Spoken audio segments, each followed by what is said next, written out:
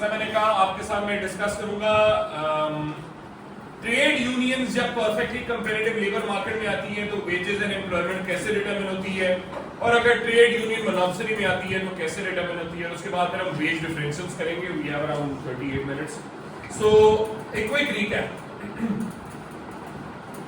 Perfectly comparative labour market में wages determine होती हैं डिमांड एंड सप्लाई, जहां मार्केट लेबर की मार्केट की इक्वल हो।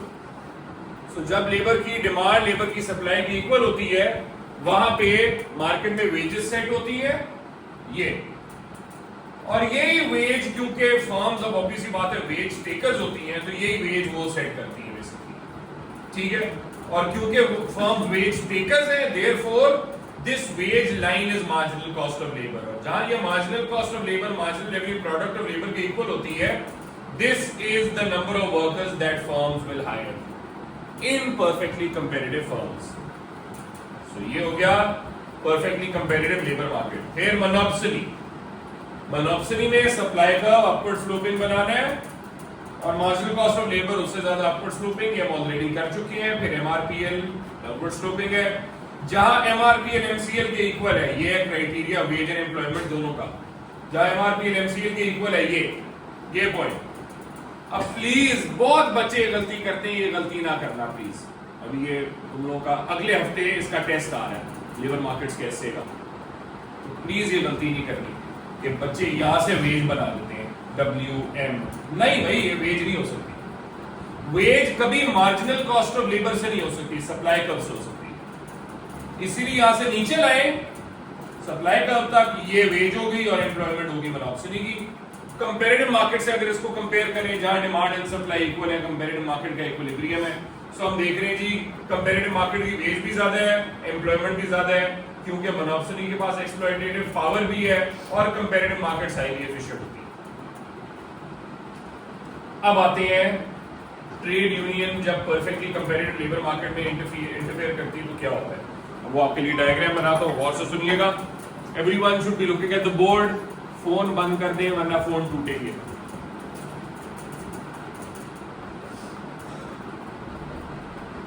चलिए,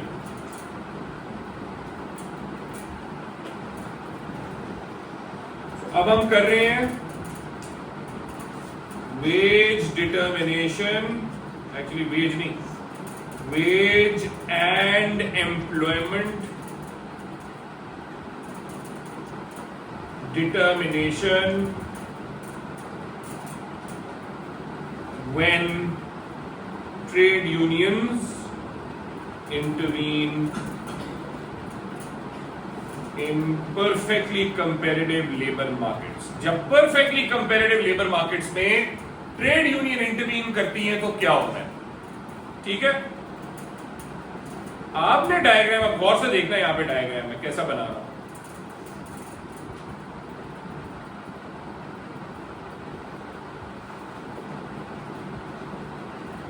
वाई एक्सिस पे वेजेस, एक्स एक्सिस पे नंबर ऑफ वर्कर्स, एल से कर दो, एम से कर दो, कुछ भी कर सकते हो। अच्छा जी, अब यहां पे जो डायग्राम बना रहा हूं परफेक्ट कंपटीशन का बना रहा हूं ना। परफेक्ट कंपटीशन में मैं मार्केट का डायग्राम बनाऊंगा, क्योंकि ट्रेड यूनियन लेबर मार्केट के अंदर आती है, एक फर्म के अंदर नहीं आती। खास तौर पे परफेक्ट कंपटीशन में जहां पे एक फर्म की पावर ना होने के बराबर है, कोई पावर नहीं है ट्रेड यूनियन उस फर्म की, तो उस फर्म के अंदर ट्रेड यूनियन नहीं आएगी। कहां आएगी? Trade union will intervene in the entire perfectly comparative labour market, और लेबर मार्केट में वेजेस एंड एम्प्लॉयमेंट डिटरमिन कैसे होती है? Supply and demand, not MRPL equal to MCL. वो होती है फर्म के अंदर। ये देखो वेज एंड एम्प्लॉयमेंट कैसे, ये वेज है ये एम्प्लॉयमेंट है, कैसे डिटरमिन हुई? जहां डिमांड एंड सप्लाई इक्वल है। वो जो एमआरपीएल इक्वल टू एमसीएल है, जो मरियम कह रही है, वो हर फर्म कितने लोग हायर करेंगे उसका एक क्राइटेरिया। लेकिन हमने क्या कहा, ट्रेड यूनियन कहां इंटरवीन कर रही है? परफेक्टली कंपैरेटिव लेबर मार्केट में। इसीलिए मार्केट का डायग्राम बनाओ bye drawing the demand for labour and market supply of labour. Label कर दें DL, SL, जहां ये इक्वल है,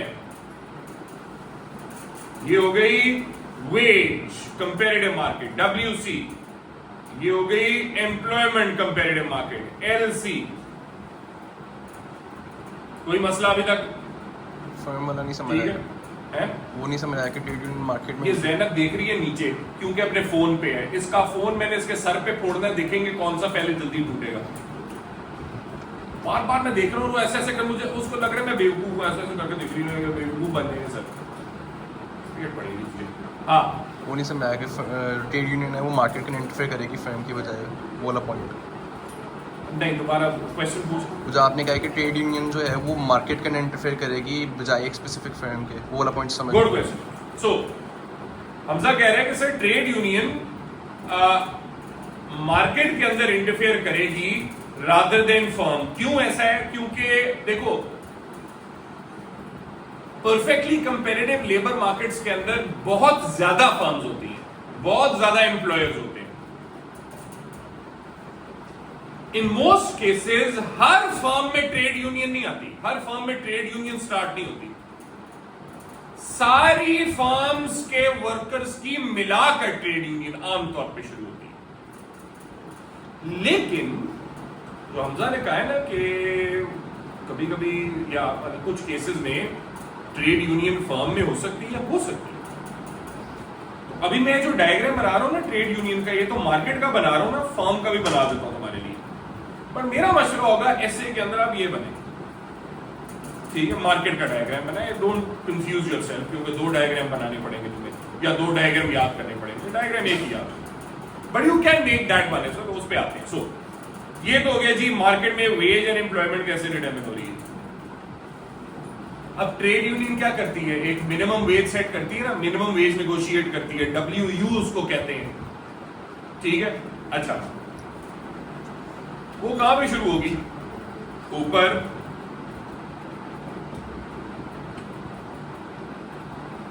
यहां तक गई, उसके बाद जैसे ही सप्लाई कर्व से मीट की तो normal upward sloping supply curve बन जाएगी। ये है जी सप्लाई कर्व ट्रेड यूनियन के मेंबर्स की। कमेंट और से सुन, ये है सप्लाई कर्व ट्रेड यूनियन के मेंबर्स की। शुरू में हॉरिजॉन्टल, फिर अपवर्ड स्लोपिंग। समझ आई? कोई मसला?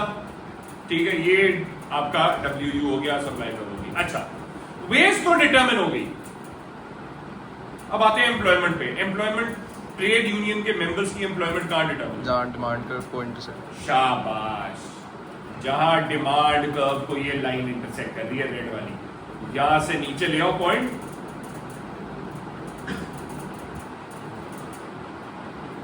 इसको कह दो LU, और हम अपने कंक्लूजन पे पहुंचते हैं। वेज तो डेफिनेटली यूनियन ज्यादा डिमांड करेगी, नो डाउट, लेकिन जो एम्प्लॉयमेंट है यूनियनाइज्ड वर्कर्स की वो क्या होगी? कम है। कम हो जाएगी। क्यों कम हो जाएगी? बिकॉज बीच वाला perfectly comparative labour market is the most efficient outcome. Perfectly competitive labor market is the most efficient outcome. Any intervention will cause imperfection. It will cause inefficiency, which will lead to higher unemployment. What is that unemployment? This is unemployment. Middle. This is unemployment. The gap between labor demand and labor supply. This is unemployment. Not only will this cause unemployment, this will also cause inefficiency. कैसे? वो diagram में कैसे show करते हैं भाई? अगर perfectly comparative labour market में जो एम्प्लॉयमेंट है वो हाईली एफिशिएंट है, फुली एफिशिएंट है, और यूनियन में इतनी है, तो इसके बीच का गैप क्या शो कर रहा है?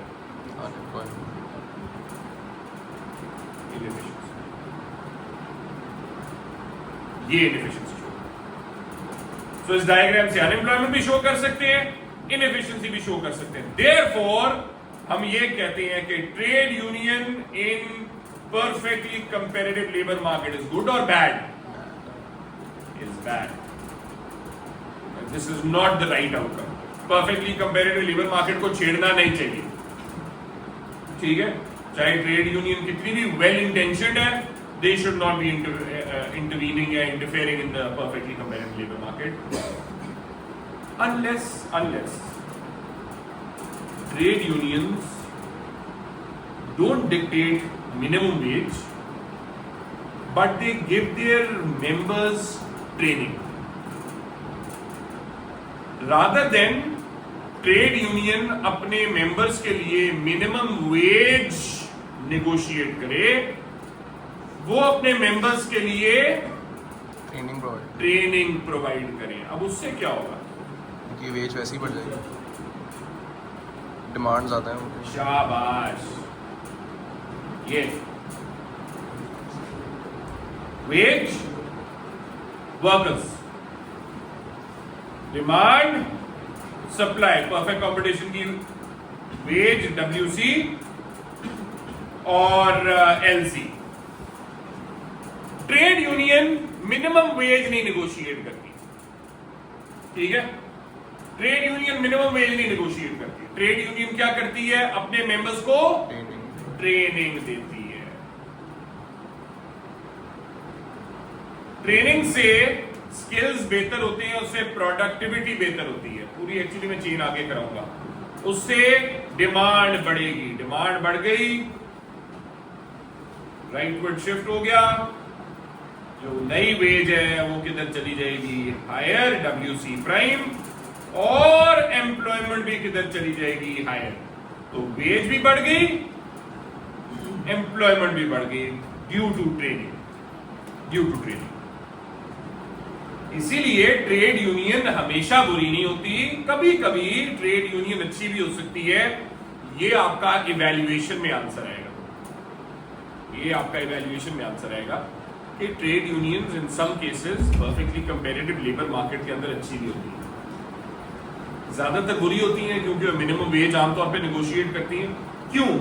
ज़ैनब कह सकती है सर क्यों? मतलब अगर ट्रेड यूनियन को पता है ये बेहतर है, एक्सपेंसिव, तो वो ये क्यों करेंगे? एक्सपेंसिव होती है। एक तो क्योंकि ट्रेड यूनियन को कॉस्ट पड़ेगी यहाँ पे,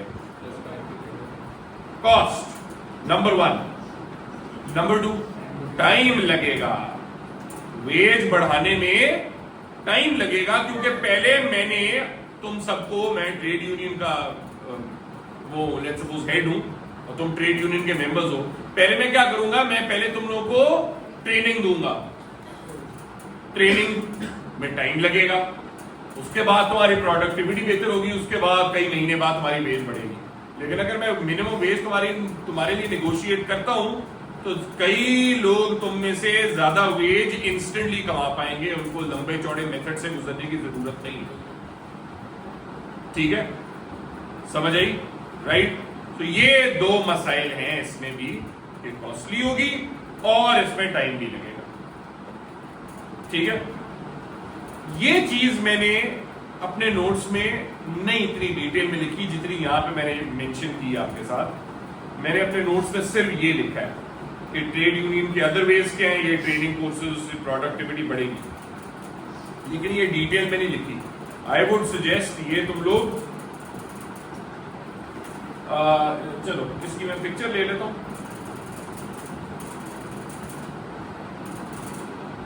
ताकि तुम लोगों को भेज दूं।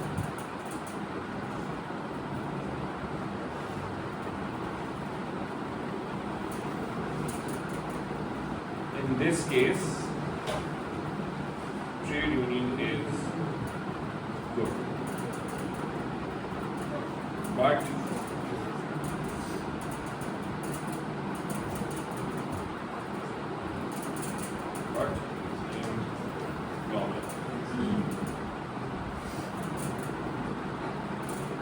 ठीक है जी, ये मैंने क्योंकि अपने नोट्स पे इतना जो मैंने आज एक्सप्लेन किया है वो उतना डिटेल में मैंने नहीं किया हुआ, तो आई वांट कि तुम लोग भूल जाओ कि मुझे यकीन है, तो इसलिए मैं तुम लोगों को ये भेज दूंगा। एक काम करना प्लीज सब बच्चे, जो आपके नोट्स है ना, अगर आपने फोन पे या कहीं भी अगर आईपैड्स हैं तो उससे बहुत बेहतर है, तो अपने आईपैड पे कर रहा है ना इसको उबैद, तो इसको जो है ना वो अपने आईपैड पे मेरे नोट्स पे ऐड कर देना है। ठीक है, जो बाकी बच्चे जिनके पास आईपैड नहीं है, लेट्स सपोज लैपटॉप है, जब पीडीएफ में वो खोलेंगे तो वहां पे कमेंट की ऑप्शन आती है। ठीक है, सो बस कमेंट कर देना ये एक छोटी सी चीज, तो वो उस पे आ जाएगा, थंबनेल आ जाएगा या कमेंट बॉक्स आ जाएगा, ताकि आपको याद रहे कि मैं आपको पिक्चर भेजूंगा कि भाई ट्रेड यूनियन हमेशा बुरी नहीं होती। मैंने अपने नोट्स पे लिखी है कि trade union is basically bad in perfectly comparative labour markets unless, क्या बोलूं, unless they provide training in long term। ठीक है, क्लियर? अच्छा जी, ये हो गया परफेक्टली कंपेरेटिव लेबर मार्केट में ट्रेड यूनियन कैसी होती है। ठीक है, अच्छा ये हमजा ने पूछा था सर वो डायग्राम अगर मैं फर्म का बनाना चाहूं तो फर्म का डायग्राम कैसे बना सकता हूं? तो आमने सामने तुम बना सकते हो इसको, ऐसे कर दो, ये करो, ये इस लाइन को आगे लाओ, ये हो गई ट्रेड यूनियन की वेज WU और एम्प्लॉयमेंट ये हो गई firm. So you can use this, you can draw a diagram like this as well, but उसमें तुम्हें ये फर्म के लिए एक्स्ट्रा डायग्राम बनाने की जरूरत होगी जो जरूरत नहीं है। आप और ट्रेड यूनियन से लेबर मार्केट के अंदर इंटरफेयर करें। समझ आई? क्लियर? कोई मसला? जबरदस्त। अच्छा जी, सॉरी, अब आते हैं ट्रेड यूनियन इम्परफेक्टली या मोनोपोली में, इम्परफेक्टली मोनोपोली के अंदर ट्रेड यूनियन कैसे इंटरफेयर करेगी, क्या होगा?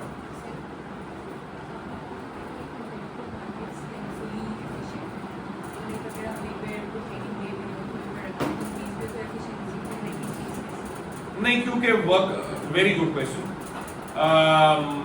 मरियम ये कह रही है कि अगर आपने कहा है परफेक्टली कंपेरेटिव, आपने कहा है perfectly comparative labour markets highly efficient होती हैं, लेकिन फिर आप कह रहे हैं कि अगर ट्रेड यूनियन मेंबर्स को ट्रेनिंग देगी तो वो प्रोडक्टिविटी उनकी बढ़ेगी, डिमांड बढ़ेगी तो वेज बढ़ेगी, तो एफिशिएंसी कैसे बढ़ सकती है? एक चीज याद रखो,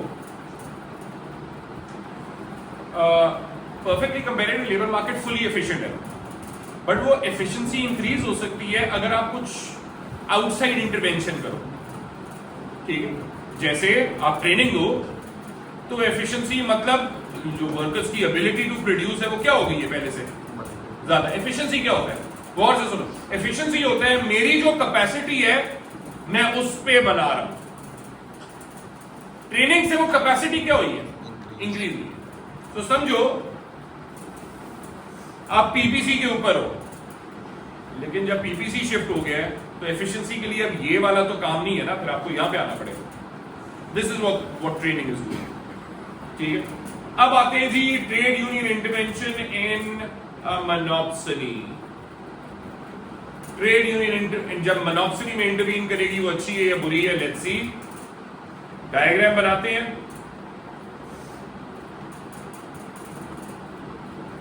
वेज, नंबर ऑफ वर्कर्स, पहले याद रखो हमेशा बनाना है सप्लाई ऑफ लेबर, फिर बनाना है marginal cost of labour, label कर दें,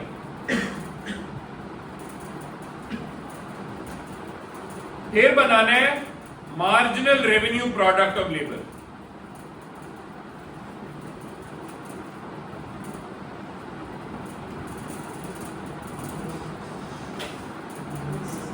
टेक्नोलॉजी जब ये करती है ना तो बड़ी टफ चढ़ती है। चलिए ठीक है, सो इसको लेबल कर दें MRPL इक्वल टू डिमांड पर लेबर। ठीक है, पहले इस डायग्राम पे तुम बताओ कि मोनोपोली का इक्विलिब्रियम किधर होगा। ये ब्लू से कर देते हैं, EM जहां MRPL MCL के इक्वल है, यहां से नीचे लाइन एम्प्लॉयमेंट डिटरमिन होगी, LM यहां से वेज डिटरमिन होगी, WM मोनोपोली के अंदर। अच्छा, कंपैरेटिव मार्केट का भी बना दो। कंपैरेटिव मार्केट का इक्विलिब्रियम है EC, डिमांड एंड सप्लाई का इक्वल है, ये वेज हो गई, ये एम्प्लॉयमेंट हो गई, एलसी इजी, अभी तक तो कोई मसला नहीं। अब आते हैं ट्रेड यूनियन पे। ट्रेड यूनियन कहां वेज सेट करेगी? याद रखो, ट्रेड यूनियन की वेज के सेट करने की जो लिमिट है ना, कि कहां पे ट्रेड यूनियन वेज सेट करेगी, ये है अपर लिमिट। इसको कहते हैं बार्गेनिंग लिमिट। मतलब इससे नीचे करेगी। क्यों, अभी बताता हूं।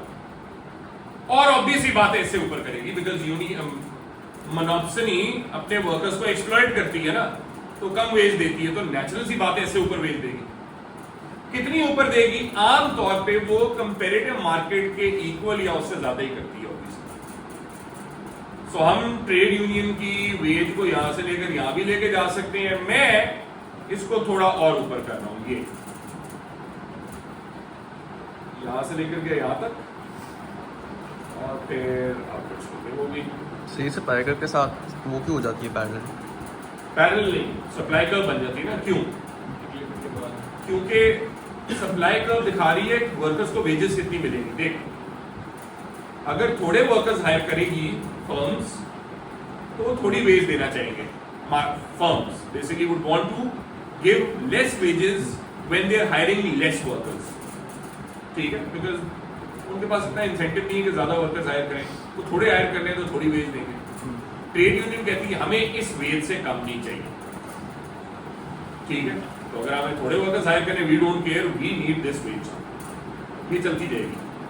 लेकिन जैसी सप्लाई कर्व होगी, अब फॉर एग्जांपल एक फर्म में इतने वर्कर्स हायर करने हैं, तो वो इतनी वेज देने के लिए तैयार है, तो ट्रेड यूनियन ये कहेगी नहीं हमें तो इतनी वेज चाहिए, या वो कहेगी नहीं हमारी वेज भी बढ़ा दें। इसका मतलब जो सप्लाई कर्व है ट्रेड यूनियन की, वो नॉर्मल सप्लाई कर्व हो जाएगी जो मार्केट की सप्लाई है। तो यहां तक वो हॉरिजॉन्टल है, क्योंकि इससे कम वेज पे वो एक्सेप्ट नहीं करेंगे। उसके बाद फिर वो नॉर्मल सप्लाई कर्व। तो ये WU, ये हो गया WU। ठीक है, अब वेज तो सेट हो गई, वेज तो पता चल गई। एम्प्लॉयमेंट कहां से पता चलेगी? एम्प्लॉयमेंट कहां पता चलेगी? है सप्लाई कर्व, सप्लाई कर्व जो MRPL के इक्वल। मुझे एक चीज बता, ये सप्लाई कर्व है लेबर की, तू कह रही है जहां सप्लाई कर्व है, तो ये तो सप्लाई कर्व अभी भी सप्लाई कर्व ही है लेबर की, तो इक्विलिब्रियम तो नहीं बना ना कहीं। ठीक है, ये भी यही कह रहा था हैदर कि जी जहां ये लाइन सप्लाई कर्व को मीट करे, तो ये तो लाइन ही सप्लाई कर्व है ट्रेड यूनियन की, तो इक्विलिब्रियम तो कहीं नहीं बना। इक्विलिब्रियम किधर बनेगा? जहां ये सप्लाई कर्व डिमांड कर्व या MRPL को मीट करेगी। वो किधर है जी? इधर। सो यहां से नीचे ले आओ लाइन को, इसको कह दिया LU। ठीक है, ओवेन उठ उठ, नंबर तेरे तुक्के से अच्छे आ ही गए हैं, तो अब उसको कोशिश कर जरा और आगे है बेहतर, अल्लाह करे। अगली दफा पता मिड ईयर एग्जाम में, मिड ईयर है ना, आ रहा है अभी, तो तुझे मैं साइंस के स्टूडेंट के साथ बैठाऊंगा। ठीक है, समझ आ गई है? मुझे यकीन है वो इकोनॉमिक्स समझ के जो है ना, फिजिक्स का पेपर खोलेगा, कहेगा अच्छा ये इक्वेशन भी सर ने कराई, चलो कर ही लेते हैं, है जी। सो जहां ये लाइन MRPL को मीट कर रही है, यहां से हमने नीचे खींची, ये LU हो गया। सो क्या कंक्लूजन पे पहुंचे? नंबर 1, ट्रेड यूनियन की जो वेज है वो मोनोपोली से ज्यादा है, क्योंकि ट्रेड यूनियन मोनोपोली की एक्सप्लॉयटेटिव पावर को तोड़ती है। ठीक है, जो मोनोपोली की एक्सप्लॉयटेटिव पावर है उसके खिलाफ trade union basically stands against it. तो वेज भी ज्यादा होगी, दूसरी एम्प्लॉयमेंट क्या हुई है? ज्यादा। एम्प्लॉयमेंट भी यूनियन के वर्कर्स की ज्यादा हो गई है, again same reason, exploitative power को तोड़ रही है।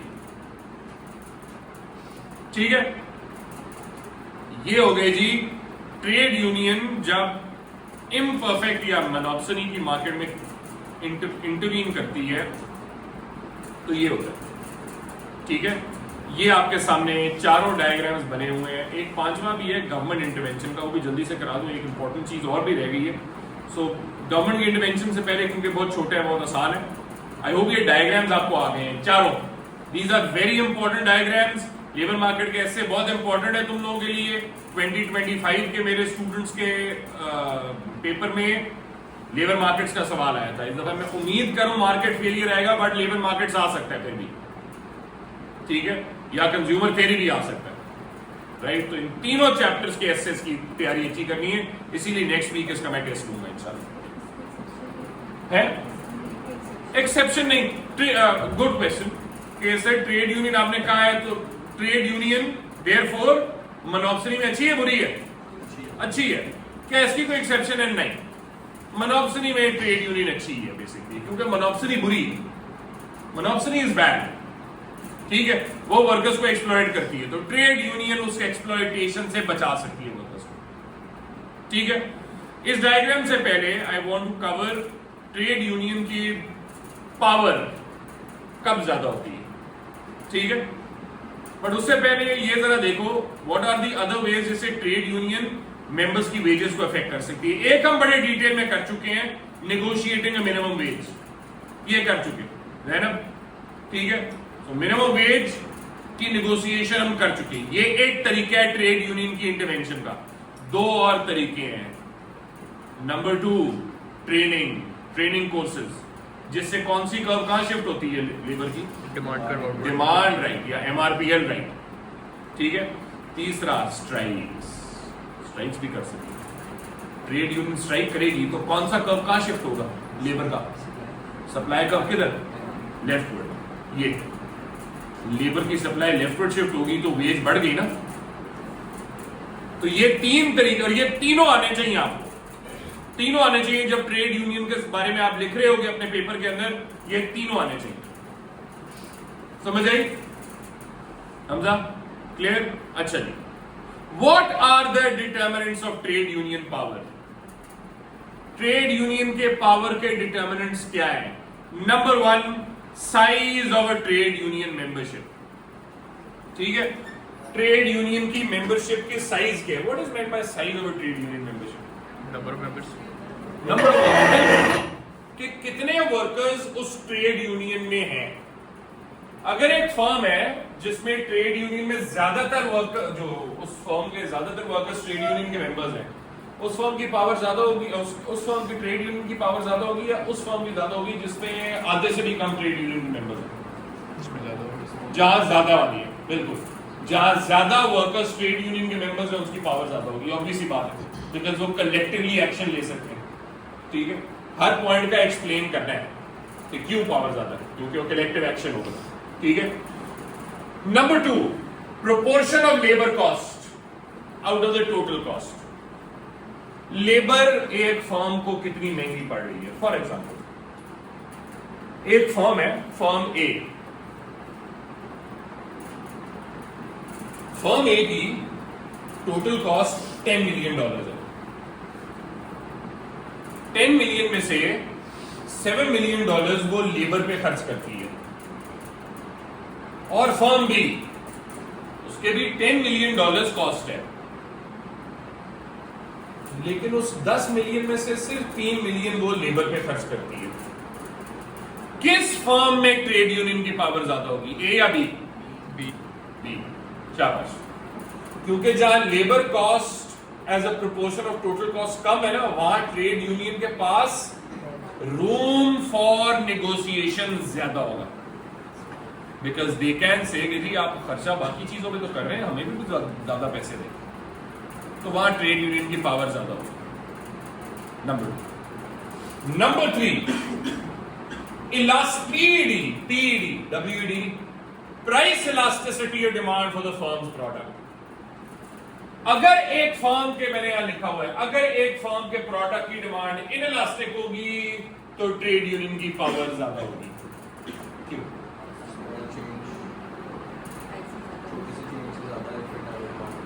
तो मेरी एग्जांपल सुनो। प्रोडक्शन नेसेसरी है। एक ये है कि कुछ मतलब जो वर्कर्स अगर लेट्स सपोज इनइलास्टिक प्रोडक्ट बना रहे हैं तो वो इनइलास्टिक प्रोडक्ट वो है जो ज्यादातर केसेस में नेसेसिटी है, और नेसेसिटी के वर्कर्स के नखरे और उनकी जो डिमांडें वो ज्यादा होती हैं और पूरी भी होती हैं आमतौर पर। लेकिन इसका और एक रीजन है जो ज्यादा बेहतर रीजन है, मैंने नीचे एक्सप्लेन किया वो तुमने एएस के अंदर पढ़ा है। जो प्रोडक्ट्स जिनकी डिमांड इनइलास्टिक होती है, फर्म अपने रेवेन्यू को बढ़ाने के लिए क्या करती है? प्राइस ज्यादा। अगर एक फर्म के प्रोडक्ट की डिमांड इनइलास्टिक है, वो अपने रेवेन्यू को बढ़ाने के लिए प्राइस ज्यादा कर सकती है और करती है, ठीक है। ट्रेड यूनियन उस फर्म के पास जाती है जी कि हमें वेजेस ज्यादा दें। अगर ट्रेड यूनियन की बात मानी जाती है, वेज ज्यादा दे देते हैं, तो फर्म की कॉस्ट क्या होगी? Cost of production. Cost of production बढ़ेगी तो प्रॉफिट गिरने के चांसेस है ना। तो उसको कवर करने के लिए क्या करना पड़ेगा फर्म को? Price increase. सवाल, क्या ये फर्म प्राइस इंक्रीज कर सकती है? कर सकती है। क्यों? क्योंकि डिमांड क्या है? हाँ, वो तो खैर मैक्रो में पड़ा था ना, ये तो एक फर्म की बात होगी। एक फर्म में क्योंकि वेज की डिमांड ज्यादा हुई है तो फर्म को पूरा करने के लिए उसकी कॉस्ट को प्राइस ज्यादा करनी पड़ेगी, और वो फर्म प्राइस कर सकती है क्योंकि डिमांड इनइलास्टिक है। और ट्रेड यूनियन को पता है तो ट्रेड यूनियन की पावर ज्यादा होगी। लेकिन अगर एक ऐसा फर्म है जिसमें डिमांड इलास्टिक है प्रोडक्ट की, उसमें फर्म प्राइस बढ़ा सकती है? इलास्टिक में नहीं, तो फिर उसमें वेज भी इतनी आसानी से नहीं बढ़ा सकती, तो ट्रेड यूनियन की पावर ज्यादा नहीं होगी, ठीक है। Number 4, economic conditions and profitability. Same चीज है। अगर एक फर्म के प्रॉफिट ज्यादा है या इकोनॉमी ग्रोथ से गुजर रही है, तो ट्रेड यूनियन की पावर क्या होगी? ज्यादा होगी, क्योंकि वो फर्म कहेगी यार देखो, ट्रेड यूनियन फर्म को कहेगी कि देखो आपके इतने प्रॉफिट हो रहे हैं, हमें भी तो उसके फायदा दे रहा है, तो वेज ज्यादा करें हमारी या बोनस ज्यादा दें, ठीक है। And number 5, availability of factor substitutes. जितने ज्यादा लेबर के सब्स्टिट्यूट्स हैं, ट्रेड यूनियन की पावर उतनी कम होगी। ये आपको पता है, हर चीज आपने एक्सप्लेन करनी है, ये आपको याद होने चाहिए। बिकॉज जब ट्रेड यूनियन का सवाल करोगे ना, तो ट्रेड यूनियन के सवाल में कंक्लूजन से पहले पैराग्राफ के अंदर आपने इन 5-6 में से कोई 2-3 लिखने होंगे इवैल्यूएशन में कि क्या ट्रेड यूनियन हमेशा कामयाब होगी? जरूरी नहीं। ये उसके फैक्टर्स हैं जो उसे कामयाब करेंगे, ठीक है। आखिरी चीज, गवर्नमेंट की वजह से वेजेस कैसे इन्फ्लुएंस होती हैं? दो केसेस हैं गवर्नमेंट के। Number 1, minimum wage. Minimum wage law क्या कहते हैं कि गवर्नमेंट ये कहती है कि एक वेज से कम पे किसी बंदे को नहीं मिलेगा। No one will get below certain wage. जैसे पाकिस्तान में आई थिंक 40,000 रुपीज के आसपास है कि no worker will get a wage below 40,000 rupees per month. That doesn't mean कि लोग नहीं देते, लोग देते हैं, but as in वो इनफॉर्मल सेक्टर होता है। इनफॉर्मल सेक्टर, बिल्कुल, ठीक है। नाउ मिनिमम वेज लॉ का फायदा क्या है? किसको वेज ज्यादा मिलेगी? स्किल्ड या अनस्किल्ड? अनस्किल्ड। स्किल्ड को तो इससे ज्यादा ही मिलती है ना, ठीक है। अनस्किल्ड वर्कर्स को ज्यादा पैसे मिलेंगे, एक चीज फायदा। लेकिन नुकसान क्या है? कुछ को जॉब ही नहीं मिलेगी, कईयों को जॉब नहीं मिलेगी, अनएम्प्लॉयड। ये the gap between labour demand and labour supply, unemployed, ठीक है। दूसरा एक और तरीका है जो गवर्नमेंट इस्तेमाल कर सकती है, ट्रेनिंग एंड एजुकेशन। वर्कर्स को ट्रेनिंग दे, बच्चों को एजुकेशन दे, ठीक है। हायर एजुकेशन भी दे, ठीक है, बैचलर्स, मास्टर्स, राइट। उससे डिमांड बढ़ेगी, डिमांड बढ़ गई तो वेज क्या होगी? ज्यादा। वेज ज्यादा होगी, एम्प्लॉयमेंट भी ज्यादा होगी, अच्छी चीज है। अनएम्प्लॉयमेंट नहीं बढ़ रही, एम्प्लॉयमेंट बढ़ रही, लेकिन नुकसान क्या है? प्रॉब्लम क्या है? लॉन्ग रन में फैक्टर है, टाइम लगेगा इसका, ठीक है। तो ओवरनाइट वेज नहीं बढ़ेगी, ये सप्लाई साइड फैक्टर है। ओवरनाइट वेज नहीं बढ़ेगी, यहाँ पे तो ओवरनाइट वेज बढ़ गई, लेकिन उस पर टाइम लगेगा, महीने लगेंगे। समझ आए? क्लियर हो गया? ये है जी बच्चों, दीज आर द 5 वेज जिससे गवर्नमेंट्स लेबर मार्केट्स, गवर्नमेंट नहीं sorry, these are the 5 ways of determining wages and employment in labour markets, ठीक है। पहले दो मैंने लेबर मार्केट्स की बात की, अगली दो मैंने ट्रेड यूनियन में, अगर ट्रेड यूनियन लेबर मार्केट्स में आती है तो क्या होगा, और आखिर में मैंने गवर्नमेंट की बात की कि जब गवर्नमेंट आएगी तो क्या होगा। Any questions?